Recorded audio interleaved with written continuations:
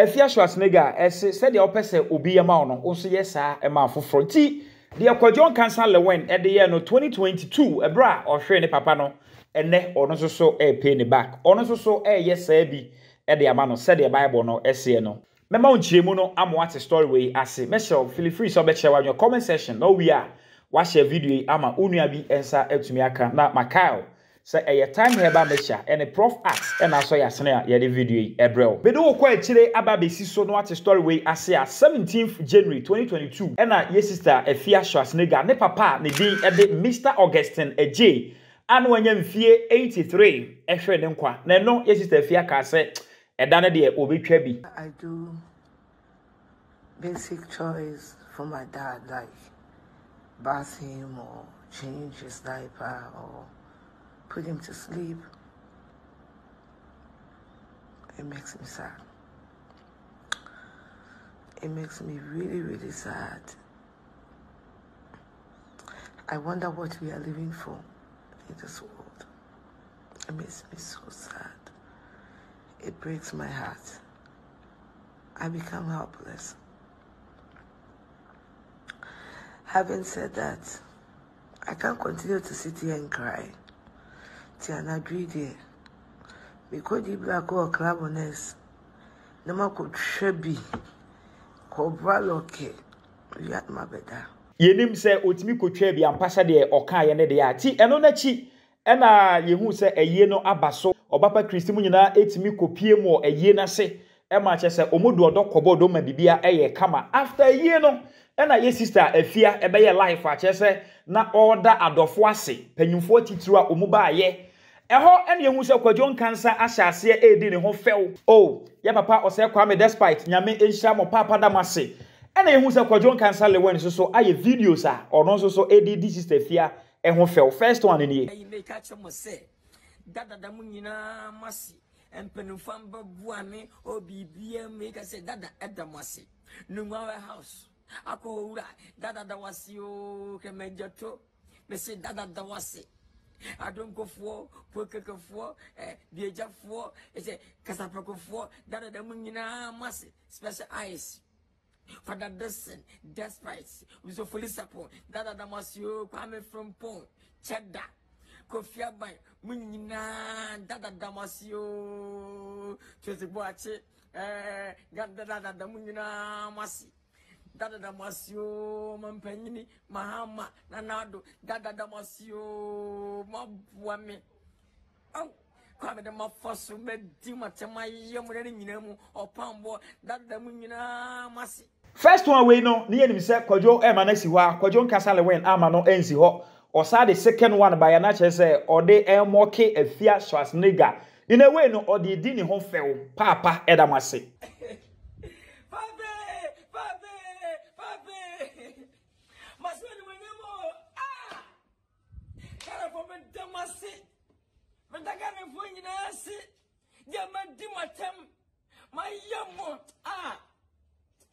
Jato kamen jato me dawasi skada mami papa dawasi o papa dawasi chada bediako tobingo oh papa dawasi mane papa diniye bebo dabia papa dawasi ye ya mayemu ne yi munyamba tamachi wo bia so bi mu ensuofo and some for the back, oh, Papa the Munina Massy, Papa the Mass, yes, bro. Oh, Papa the Munina Massy, Papa the Massy, Stefia. Yeah, good morning. Morning, let's say. I'm having an answer. Yeah, Papa, yo, Beverly, Marching. Yeah, sister. I'm a penny they go any. Oh, yeah, when you were crying and penny for you. I already a meeting come with you. I already could say. A year, Mrs. Sumafo, say, yes, Nash and Penny for, and to me, and could be a minimum with Jimmy. Say, be a daw, yes, sister, if you are in particular, walk down a higher budget in here. And Penny for 275 years free and crying. And rough. Oh, Papa Damasi, Papa Damasio, Papa Damasi. They are every a check, a despite, for police upon Anna Father Dixon. Oh, Mummy and son.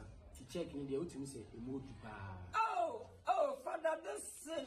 Oh, Felicia, that's oh, me nice Papa, what Papa, the was you. Papa, you quite Danado, Nema Hama, and then intending for so much ninja was here. Bad years, scam, say, my family on a fat a car, a buy a penny, Nanado. Any Mahama, any impending for ministers empty for your frat and winning now. As if I scared me. Papa Damasio. Enti Enra ene hu se sister Afia so a drop video bi a or the voice a Kwadwo Nkansah voice na e da ne video a me ma wo hwe yi ase ato ase e na wo hwe se de wasi a che se oye ne ho na in a way no one Kwadwo Nkansah LilWin. Yeah. Nanado. Bawomia. Mama. Yeah. Papa Jufwa. Papa Damasio. Hey. Tracy Boakye. Papa Damasio. Oh.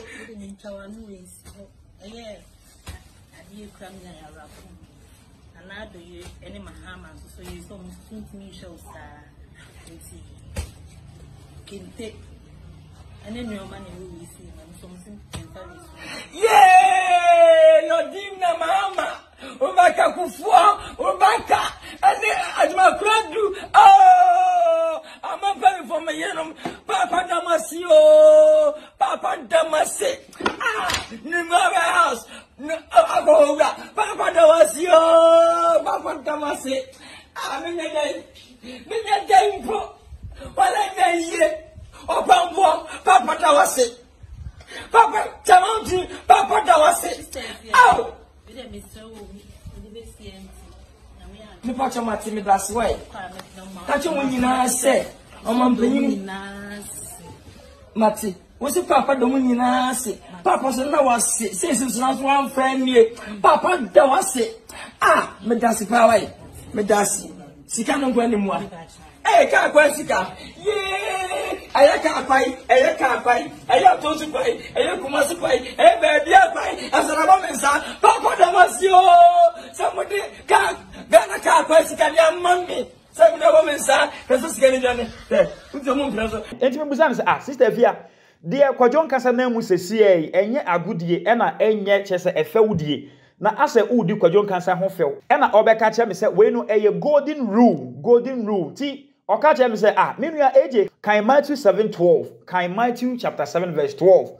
Na asemo a ewo ho no ene se de wo pese obi eyama wo no onso yesa ma afoforo na che se de Kwadwo Nkansah LilWin de ye no 2022 ebra ne papa Mr. Augustine J efree mu no ono so yesa de ama no because said the Bible no kan eye golden rule so obi aye bibi de ama wa na so wa ye bibi de akye ne se wani aso de waye ama ono abusua o ma me se nchem na me se okay na ye se eye the Bible aka na udi so se eye golden rule ti de opese obi ye ma ono ti Kwadwo Nkansah ye we say 2022 age 2024 2 years ni onso so o ye ne se bi enye payback e na ose there bi enti menenam ho na menene din komo na me hu se Kwadwo Nkansah LilWin ababe reply ode sedia emoji ababe to so na chese all chia sister Afia e na ode akoma ato nchen da chese sedia kakra e bai e no chia no wa ya de wa kire wodo nti chese de me ye wo no osusu uye bibia na chese nyame asem na no e na ode aye adwuma no nyame asem e na wadi so no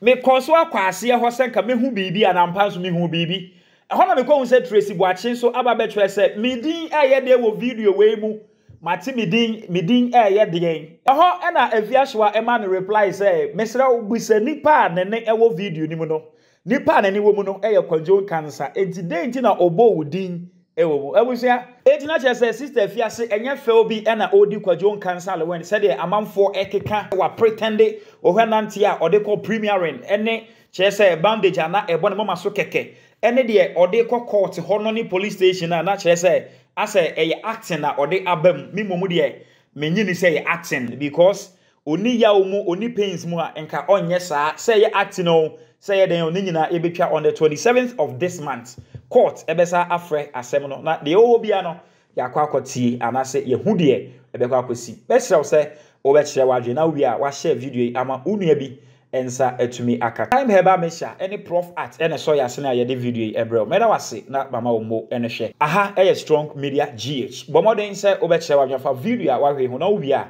wa share so ama unua bi ensa etumi aka edin no e de aj meda wase na mama omo ene hwe makraw